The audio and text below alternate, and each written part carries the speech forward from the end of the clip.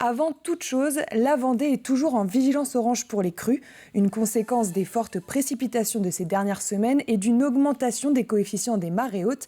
Alors Alix Lanos, qu'est-ce que le dispositif de vigilance ? Eh bien, c'est un dispositif qui a été créé en 2001 suite aux tempêtes de 99. Il permet d'avertir la population des risques liés aux intempéries.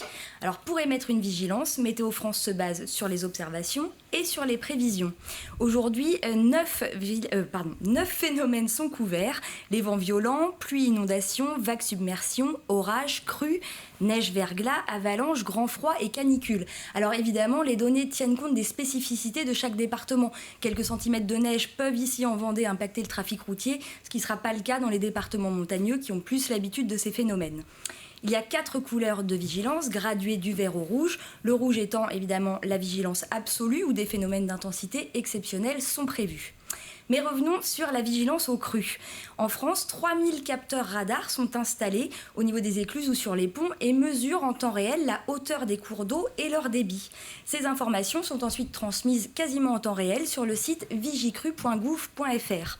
Les préfectures, les mairies utilisent ces données pour suivre les épisodes pluvieux et les crues en cours et puis pour pouvoir adapter le dispositif de prévention et de sécurité.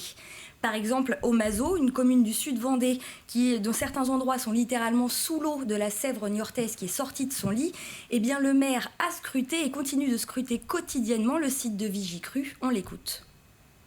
Je surveille la Sèvre niortaise, mais ses affluents. On cumule la Sèvre niortaise, on cumule l'Autise, on cumule la rivière Vendée.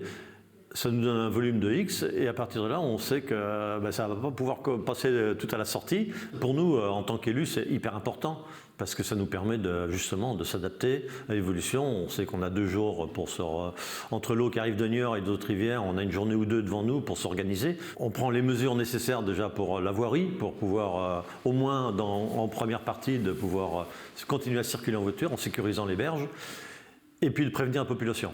Voilà ce qui arrive. Voilà ce qu'on peut s'attendre. Donc, est-ce que vous avez besoin de quelque chose? Que peut-on faire?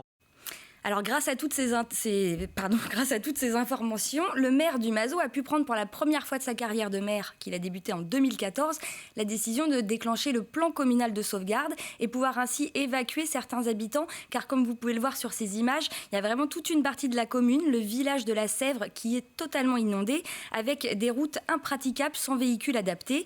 Le maire, qui est natif de la commune, me disait que ce n'est pas une crue historique, mais que ça faisait bien une vingtaine d'années qu'on n'avait pas vu des phénomènes aussi importants et surtout aussitôt dans la saison.